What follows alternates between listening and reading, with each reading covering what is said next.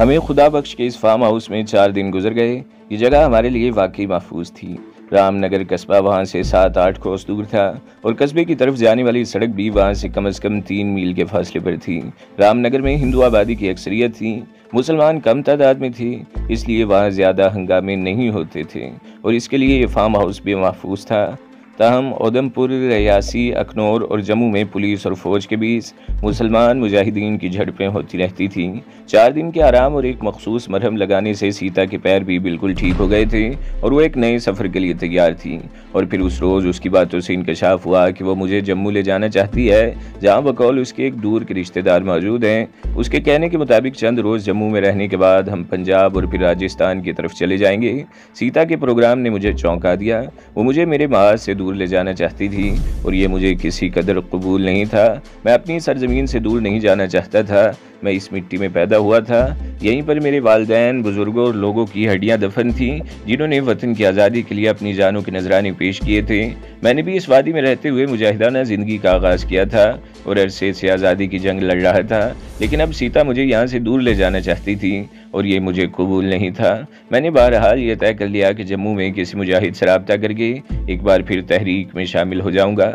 इस सिलसिले में मैंने खुदा बख्श से भी बात कर ली थी। उसने मुझे जम्मू के एक दुकानदार का पता बता दिया था जिसके ज़रिए मैं मुजाहिदीन की एक तहरीक से रब्ता कर सकता था। हम 2 दिन और फार्म हाउस में रहे और फिर उनकी मेहमान नवाजी का शुक्रिया अदा करके उनसे रुखसत हो गए। सीता ने अमीर बख्श की बीवी के कपड़े पहने हुए थे, दुपट्टा भी था। मुझे सूरत से तो कोई नहीं पहचानता था कि मैं कौन हूँ, अलबत्ता सीता का ख़तरा था।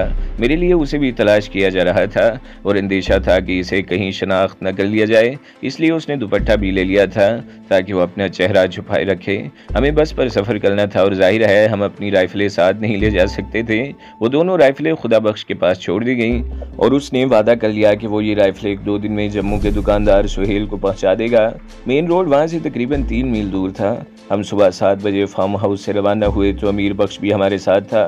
खुदा बख्श ने हमें कुछ रकम दे दी थी ताकि जम्मू में हमें किसी परेशानी का सामना न करना पड़े। हम आधे घंटे में सड़क पर पहुंच गए। सीता एक पत्थर पर बैठ गई। तकरीबन आधे घंटे बाद एक बस आई तो अमीर बख्श ने हाथ के इशारे से बस रुकवाई, लेकिन कंडक्टर ने बताया कि ये बस जम्मू नहीं कठोर जा रही है। उधमपुर से जम्मू की तरफ जाने वाली बस के लिए हमें मजीद आधा घंटा इंतजार करना पड़ा। अमीर बख्श मुझसे हाथ मिलाकर रुखसत हो गया और हम बस में सवार हो गए। इत्तेफाक से हम दोनों को एक ही सीट पर जगह मिली थी और दरअसल 3 मुसाफिरों की सीट थी। एक बूढ़ा हिंदू पहले ही से वहाँ बैठा हुआ था। वो किनारे पर आ गया। सीता खिड़की की तरफ बैठ गई और मैं उसके साथ। सीता ने दुपट्टे से इस तरह घूंघट निकाल रखा था कि उसका चेहरा नजर न आए। रवाना होने से पहले ही हमने तय कर लिया था कि रास्ते में अगर कहीं चेकिंग हुई तो हम अपने आप को मियाँ बीवी जाहिर करेंगे। उसका नाम अजरा और मेरा नाम सुल्तान होगा। सड़क कहीं कच्ची थी और कहीं पुख्ता। इस तरह बस की रफ्तार भी कभी कभी तेज और कभी हल्की हो रही थी। चारों तरफ दूर दूर बंजर और खुश्क पहाड़ थे। कहीं कहीं सब्जा और छोटी छोटी बस्तियां भी थीं। धूप जैसे जैसे तेज हो रही थी, हवा में भी तपश बढ़ रही थी। रामनगर से जम्मू का फासला अगरचे 40 मील के लगभग था, मगर बस ने यह फासला 3 घंटों में तय किया। रास्ते में अगरचे थोड़ी थोड़ी देर के लिए कई जगहों पर रुकी थी, लेकिन थलौरा नामी कस्बे में ये बस तकरीबन आधा घंटा रुकी रही थी।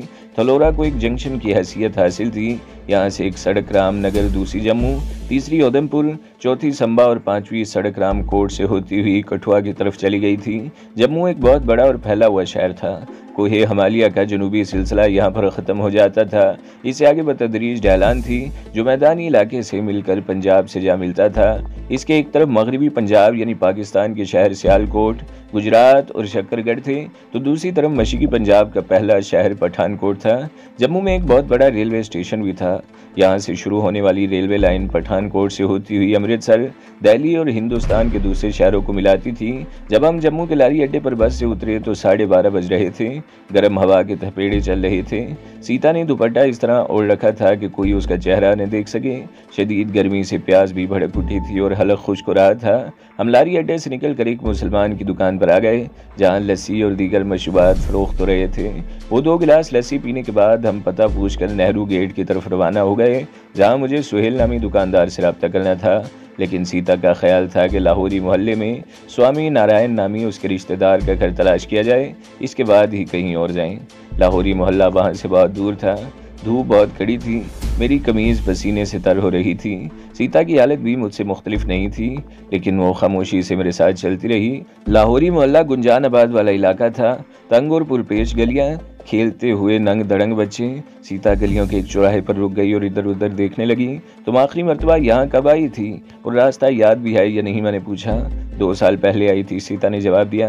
मेरा ख्याल है इस तरफ आगे एक मोड़ घूम कर दूसरी गली में है। शदीद गर्मी में गली में खेलते हुए बच्चे हमारी तरफ देख रहे थे। 10-11 साल की उम्र के एक लड़के ने हमारी तरफ देखते हुए अपने साथी से कुछ कहा तो वो जोर जोर से हंसने लगे। हम दाएं तरफ वाली गली में मुड़ गए। चंद गज का फासला तय करने के बाद सीता एक बार फिर रुककर इधर उधर देखने लगी। वो मकान इसी गली में होना चाहिए, मगर पहचान में नहीं आ रहा। वो बिड़बिड़ाई और करीब से गुजरते हुए एक बूढ़े आदमी को रोक लिया। हुलिये से वो मुसलमान ही लगता था। लाला जी, सीता उसकी तरफ देखते हुए बोली। लाला, स्वामी नारायण का मकान कौन सा है? स्वामी नारायण का नाम सुनकर वो शख्स चौंक उठा। पहले उसने घूंघट के अंदर सीता का चेहरा देखने की कोशिश की, फिर मेरी तरफ देखने लगा। तुम लोग डोडा से आए हो? वो मेरे चेहरे पर नजरें जमाते हुए बोला। और ये लड़की मुसलमान नहीं सीता? और लाला जी आप? सीता ने उसकी बात काट कर कुछ कहना चाहा, मगर वो शख्स उसे अपनी बात पूरी करने का मौका दिए बगैर बोला। मैं मुसलमान हूँ और मेरा नाम अब्दुल रऊफ है, वो सरगोशियाना लहजे में कह रहा था। लाला, स्वामी नारायण को पुलिस पकड़ कर ले गई है। सादा लिबास में पुलिस उनके घर की निगरानी कर रही है। उन्हें सीता और उसके एक मुसलमान साथी का इंतजार है, जो डोडा के करीब एक बस्ती में कत्लो गारत करके भागे हैं। वो चल्लमों को खामोश हुआ, फिर बात जारी रखते हुए कहने लगा। लाला, स्वामी नारायण का मकान यहाँ नहीं, साथ वाली गली में है। मैं उसका पड़ोसी हूँ और मुझे सब कुछ मालूम है। 2 सादा लिबास पुलिस वाले उसके घर में बैठे हुए हैं। तुम लोग जैसे ही वहाँ पहुँचोगे धर लिए जाओगे, मेरे साथ आओ। मैंने और सीता ने एक दूसरे की तरफ देखा और फिर खामोशी से उसके साथ चल पड़े। उस गली में वापस चलते हुए हम एक और गली में दाखिल हो गए। ये गली निस्बतन कुशादा थी और यहाँ लोगों की आमदरफ्त थी। बूढ़ा अब्दुल रऊफ हमारे साथ चलते हुए इस तरह बातें कर रहा था जैसे हम उसके करीबी अजीज हों। आसपास से गुजरते हुए लोग सरसरी सी निगाहों से हमारी तरफ देख रहे थे। एक और गली में दाखिल होकर अब्दुल रऊफ एक मकान के सामने रुक गया। दस्तक के जवाब में दरवाज़ा फ़ौरन ही खुल गया। अब्दुल रऊफ ने पहले हमें अंदर दाखिल होने का इशारा किया और हमारे बाद खुद भी अंदर दाखिल होकर दरवाज़ा बंद कर दिया। दरवाज़ा खोलने वाली एक अधेड़ उम्र भारी भरकम औरत थी, जो उलझी हुई नज़रों से कभी अब्दुल रऊफ और कभी हमारी तरफ देख रही थी। ये कौन है भाई साहब? बिलाखिर वो औरत खामोश नहीं रह सकी। अभी बताता हूँ शरीफा, पहले इनके लिए लस्सी पानी का बंदोबस्त कर, गर्मी में दूर से चल कर आए हैं, प्यास लग रही होगी। अब्दुल रऊफ ने जवाब दिया। हमें इशारा करता हुआ आगे बढ़ गया। मुख्तसर सांसें अबूर करके हम एक कमरे में आ गए। ये कमरा घर के दूसरे कमरों से अलग थलग था और बैठक के तौर पर आरास्ता था। फर्श पर मोटी दरी बिछी हुई थी, रेगजीन का एक सोफ़ा सेट था और चंद कुर्सियां सलीके से रखी हुई थी। इनके बीच में एक तपाई भी पड़ी हुई थी। अब्दुल रऊफ ने कमरे में दाखिल होते ही पंखा खोल दिया और हमें आराम से बैठने को कहता हुआ बाहर निकल गया। मैं और सीता एक दूसरे की तरफ देखने लगी। इसने दुपट्टा सर से उतार लिया था और इसके पल्लू से पसीने से तर चेहरा पहुंच रही थी। तकरीबन 15 मिनट बाद अब्दुल रऊफ एक ट्रे उठाए अंदर दाखिल हो गया। उसमें शरबत के 3 बड़े गिलास रखे हुए थे। ट्रे मेज़ पर रखकर उसने एक गिलास हमारी तरफ बढ़ा दिया। आपको कैसे पता चला कि हम डोडा से आए हैं और आपने ये अंदाज़ा किस तरह लगा लिया कि ये सीता है और मैं एक मुसलमान मुजाहिद? मैंने शरबत का घूंट भरकर सवालिया निगाहों से इसकी तरफ देखा। ये मेरी बहन का घर है, जबकि मैं लाला स्वामी नारायण के पड़ोस में रहता हूँ, अब्दुल रऊफ ने जवाब दिया। कई रोज़ पहले पुलिस ने लाला स्वामी नारायण के घर पर छापा मारा था। उन्हें सीता नामी एक लड़की और एक मुसलमान मुजाहिद की तलाश थी, जो डोडा के करीब एक बस्ती में कत्लो गारत करके भागे थे। सीता लाला स्वामी नारायण की रिश्तेदार है और इस बस्ती का मुखिया इसका मामा है। पुलिस को यकीन था कि सीता पनाह लेने के लिए यहाँ ज़रूर आएगी। यहाँ जम्मू में इसके 1-2 और रिश्तेदारों के घर भी हैं। पुलिस ने इन घरों के तमाम मर्दों को भी पकड़ लिया है और औरतों की भी बस्ती के एक आदमी से शनाख्त कराई गई है। पुलिस को अब भी यकीन है कि वो मुसलमान मुजाहिद हैं, तो सीता इनमें से किसी एक के घर ज़रूर आएगी। हर घर में 2-2 सादा लिबास में मुसल्लह पुलिस वाले मौजूद हैं, ताकि सीता अपनी मुसलमान मुजाहिद साथी के साथ जैसे ही किसी घर में दाखिल हो उन्हें पकड़ लिया जाए। इसमें शुबा नहीं कि हम इस बस्ती से भागे हैं, लेकिन हमने वहाँ कोई कत्ल गारत नहीं की। हमने तो एक गोली भी नहीं चलाई, बल्कि पकड़े जाने के खौफ से पहाड़ों की तरफ भाग निकले थे, मैंने कहा। लेकिन सुनने में तो ये आया है कि सीता और इसके साथी ने बस्ती से कुछ दूर 2 हिंदू फौजियों को मार दिया था।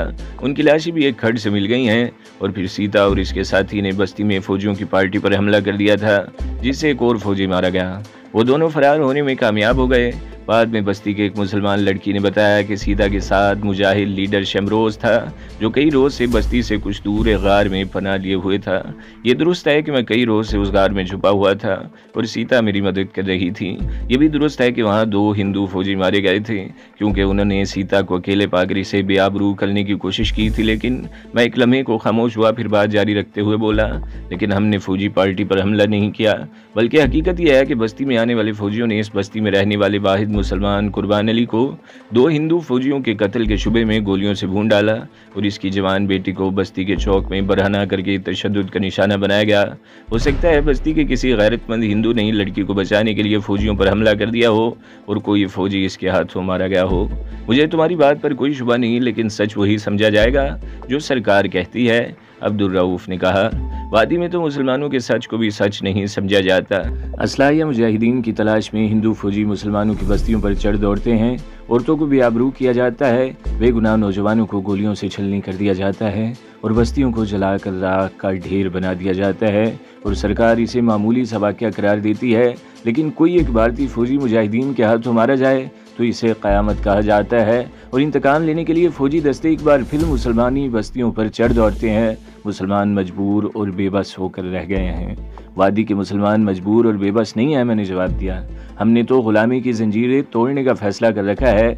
हमारे नौजवान ना मजबूर और बेबस हैं और ना बुज़दिल हैं। हमने अहद कर रखा है कि वादी में कहीं भी हिंदू फौज को टिकने नहीं देंगे जब तक इन गासिबों को निकाल बाहर नहीं करेंगे। हम चैन से नहीं बैठेंगे। तुम नौजवानों ही से तो उम्मीदें वाबस्ता हैं, अब्दुल रऊफ ने गहरा सांस लेते हुए कहा। बहरहाल अच्छा हुआ कि मैं रास्ते में तुम लोगों को मिल गया, वरना गलत फहमी में मारे जाते। अगर तुम लोगों के पास कोई और ठिकाना न हो तो तुम लोग चंद रोज़ यहाँ रह सकते हो। मेरी बहन शरीफा यहाँ अपनी बेटी के साथ अकेली रहती है। पड़ोसियों को हम कह सकते हैं कि तुम लोग हमारे रिश्तेदार हो और पठानकोट से आए हो और तुम। उसने मेरी तरफ देखा। तुम्हें तो बहुत ज़्यादा मोहतात रहने की ज़रूरत है। जिस रोज़ तुम लोग डोडा की बस्ती से भागे थे, उससे अगले रोज़ यहाँ भी तुम्हारी तलाश में चेकिंग शुरू हो गई थी। इस तरफ से आने वाली हर बस के मुसाफिरों को रोककर बड़ी सख्ती से उनसे पूछगछ की जाती रही थी। अब अगरचे सरगर्मियाँ कुछ मांद पड़ गई हैं, लेकिन तुम लोगों को बहुत ज़्यादा एहतियात की ज़रूरत है। मेरा तो मशवरा यही है कि कहीं और जाने के बजाय तुम लोग यहीं रह जाओ। ये घर तुम लोगों के लिए सबसे ज़्यादा महफूज है। मैंने सीता की तरफ देखा। उसके चेहरे के तासरात से लगता था जैसे वो यहाँ रहने को तैयार है। ठीक है, मैंने गहरा सांस लेते हुए कहा, हम चंद रोज़ यहाँ रह लेते हैं, लेकिन इस दौरान में आपको एक काम करना होगा, बल्कि आज ही। हाँ कहो, अब्दुल रऊफ ने सवालिया निगाहों से मेरी तरफ देखा। मैं चंद लम्हे खामोश रहा, फिर इसे नेहरू गेट में सुहेल नामी दुकानदार के बारे में बताने लगा। इत्मीनान रखो, मैं आज ही सुहेल से मिलूंगा और हाँ, मेरी वापसी शाम के बाद ही होगी। तुम लोग परेशान मत होना, अब्दुल रऊफ ने कहा और आवाज़ देकर अपनी बहन शरीफा को बुला लिया। देखो शरीफा, ये हमारे दूर के रिश्तेदार हैं और पठानकोट से आए हैं। ये मियाँ बीवी हैं, इनके नाम सलमान और अजरा हैं। मैं बीच में बोल पड़ा। हाँ, ये सलमान है और ये अजरा। अब्दुल रऊफ ने बात जारी रखते हुए कहा, ये हम लोगों से मिलने आए हैं और चंद रोज़ यहाँ रहेंगे। तुम्हें कोई मसला तो नहीं होगा? नहीं भाई साहब, मुझे क्या मसला होगा? मुझे तो मेहमानों की खिदमत करके खुशी होगी। ऐसे मेहमान रोज़ रोज़ तो नहीं आते, शरीफा ने जवाब दिया। वो भी शायद कुछ समझ गई थी कि हम कौन हो सकते हैं। ठीक है, मैं शाम को चक्कर लगाऊंगा, अब्दुल रऊफ ने कहा और हमारी तरफ देखता हुआ बाहर चला गया। शरीफा किचन में चली गई। मैं और सीता कुछ देर तक एक दूसरे की तरफ देखते रहे और फिर आज के इस वाक़े पर तबसरा करने लगे। ये वाकई हमारी खुशकिस्मती थी कि हमने गली में अब्दुल रऊफ को रोक कर लाला स्वामी नारायण के मकान का पता पूछ लिया था और हमें ना सिर्फ सही सूरत हाल का पता चल गया था, बल्कि हम बाल बाल बच गए थे। अब क्या इरादा है? मैंने सवालिया निगाहों से सीता की तरफ देखा। 2-4 रोज़ तो यहीं रहना पड़ेगा, इसके बाद ही कुछ फैसला करेंगे, सीता ने जवाब दिया। एक तजवीज़ है मेरे जहन में, मैंने कहा। वो क्या? इसने पूछा। 2-4 रोज़ यहाँ रहकर तुम जयपुर चली जाओ और मैं अपने महाज पर लौट जाता हूँ, मैंने कहा। शायद तुम्हारा दिमाग ख़राब हो गया है, उसने मुझे घूरा। क्या तुम समझते हो कि उन्होंने मेरी गिरफ्तारी के लिए जयपुर में मेरे घर पर छापा नहीं मारा होगा? वो मुझे हर उस जगह तलाश करेंगे जहाँ मेरा कोई ताल्लुक़ हो सकता है। नहीं डियल, मैं तो अब तुम्हारे ही खोंटे से बंध गई हूँ, कहीं और नहीं जा सकती। जहाँ भी जाऊँगी मार दी जाऊँगी। हम अभी बातें कर रहे थे कि शरीफा की बेटी खालदा ने आकर बताया कि खाना तैयार हो चुका है। खालदा 13-14 साल की एक भोली भाली और हसीन लड़की थी। वो 7वीं क्लास में पढ़ती थी और अभी स्कूल से वापस आई थी। हम दूसरे कमरे में आ गए जहाँ दरी पर दस्तरखान बिछा हुआ था। खालदा और शरीफा भी हमारे साथ बैठ गई। शरीफा बेटी को बता रही थी कि मैं रिश्तेदार में इसका मामू लगता हूँ। खाने के बाद शरीफा ने हमें एक और कमरा दे दिया जहाँ 2 चारपाइयाँ बिछी हुई थी। सीता कुछ देर बाद खालदा के साथ दूसरे कमरे में चली गई और मैं चारपाई पर लेट गया और कुछ ही देर बाद नींद की आगोश में पहुँच गया। और फिर उस शाम अब्दुल रऊफ से मिलने वाली खबरें बड़ी खौफनाक थीं। पुलिस और फौज की इंटेलिजेंस ने किसी तरह पता लगा लिया था कि मुजाहिदीन का सबसे ख़तरनाक लीडर शमरोज़ यानी मैं डोडा के करीब हिंदुओं की एक और छोटी सी बस्ती में तबाही मचाकर फरार होने के बाद रामनगर के करीब एक फार्म हाउस में पनाह लिए हुए है। उसके साथ सीता नाम की वो हिंदू लड़की भी थी जो 2 फौजियों के कत्ल में मुलव्वस थी। ये दोनों तकरीबन 1 हफ्ता इस फार्म हाउस में रहने के बाद जम्मू की तरफ फरार हो गए हैं। फौज की एक पार्टी ने उस फार्म हाउस पर छापा मारा था और उस ख़ानदान के सरबराह खुदा बख्श ने बताया था कि शमरोज़ जम्मू की नेहरू मार्केट में सुहेल नामी एक दुकानदार से रब्ता करेगा। सुहेल मुजाहिदीन की एक तंजीम का सरगर्म एजेंट है और मुजाहिदीन के दरमियान राब्ते का काम करता है। फौज की एक पार्टी ने आज शाम से ज़रा पहले सुहेल को गिरफ्तार कर लिया और उससे शमरोज़ के बारे में पूछगछ की जा रही है। सुहेल की गिरफ्तारी के साथ ही शहर की पुलिस को भी अलर्ट कर दिया गया है और शमरोज़ की गिरफ्तारी के लिए मुश्तबा मकामात पर छापे मारे जा रहे हैं और ऐसे लोगों को हिरासत में लिया जा रहा है जो मुजाहिदीन से ताउन और उनकी इमदादी सरगर्मियों में मुलव्वस समझे जाते हैं। इसके साथ ही सीता की तलाश में भी सरगर्मियाँ बढ़ा दी गई हैं। जम्मू में आबाद उसके 2-4 दूर के रिश्तेदार के घरों के अलावा उसे मंदिरों में भी तलाश किया जा रहा है क्योंकि शुबह है कि वो किसी मंदिर में भी पनाह ले सकती है। दूसरी तरफ इससे ज़्यादा खौफनाक खबर ये थी कि कश्मीर में फ़ौज ने एक बार फिर सोपुर पर हल्ला बोल दिया था और कई बेगुनाहों को मौत के घाट उतारने के बाद शहर के कई घरों को जला कर राख कर दिया था। श्रीनगर के बाद सोपुर ही कश्मीर का दूसरा बड़ा शहर समझा जाता था। ये कश्मीर में इस्लाम पसंदों का मजबूत गढ़ था। आज़ादी की तकरीबन तमाम तहरीकों की वाबस्तगी भी इसी शहर से थी। दूसरे लफ्ज़ों में उसे कश्मीर में इस्लाम का किला कहा जाता था और दरिंदा सिफ्त भारतीय फौजियों ने गोया उस शहर को नीस्तो नाबूद करने का फैसला कर लिया था। आए दिन मुख्तलिफ हीले बहानों से उस शहर पर हमले और कत्ल गारत यही साबित करते थे, लेकिन यहाँ के लोग भी बड़े अजीब थे। इन पर गोलियाँ बरसाई जाती थीं, उनके खून से होली खेली जाती थी, उनके घरों को जलाकर राख कर दिया जाता था, मगर ये लोग हर मरतबा एक नए हौसले और जज्बे के तहत इन बातिल क़ुव्वतों के सामने सीना सुपर हो जाते थे जो इन्हें मिटाने के दर पे थे। सोपुर पर ताज़ा तरीन हमला आज सुबह सवेरे हुआ था। इस हमले का बहाना यही था कि चंद खतरनाक छापामार मुजाहिदीन यहाँ पनाह लिए हुए हैं और लोगों ने घरों में असला और गोला बारूद के अंबार लगा रखे हैं। सोपुर पे यह हमला सुबह सवेरे इस वक्त हुआ था जब मसाजिद में फजर की नमाज पढ़ी जा रही थी। फौजी दंदनाते हुए शहर की बड़ी जामिया मस्जिद में घुस गए थे और नमाजियों पर फायर खोल दिया था। सिर्फ इस एक मस्जिद में 12 नमाजी शहीद हुए थे। दूसरी मस्जिदों और शहर के कई इलाकों में खून खराबा हुआ था। इस मरतबा सोपुर के शहरियों ने भी मुकाबला किया था और 2 दर्जन से ज़ायद हिंदू फौजियों को जहन्नम रसीद कर दिया था, जिनमें एक कर्नल भी शामिल था। अब्दुल रऊफ से मिलने वाली इतला के मुताबिक फ़ौज की भारी नफरी ने सोपुर को घेरे में ले रखा था और सोपुर का पूरी वादी से राब्ता कटा हुआ था। सोपुर पर इस वहशियाना कार्रवाई की खबर पूरे कश्मीर और जम्मू में फैल गई। हर जगह हंगामे शुरू हो गए और अगले दिन के लिए हड़ताल की काल दे दी गई। शाम होते ही जम्मू में हंगामे शुरू हो गए। ये इलाका गुंजान आबादी और तंग गलियों पर मुश्तमिल था, इसलिए यहाँ ज़्यादा गड़बड़ नहीं हुई थी। लोग घरों में बंद होकर बैठ गए थे। अलबत्ता शहर की बड़ी सड़कों और शाहराहों पर शहर के नौजवान और पुलिस में पथराव, लाठीचार्ज और आंख मचोली हो रही थी।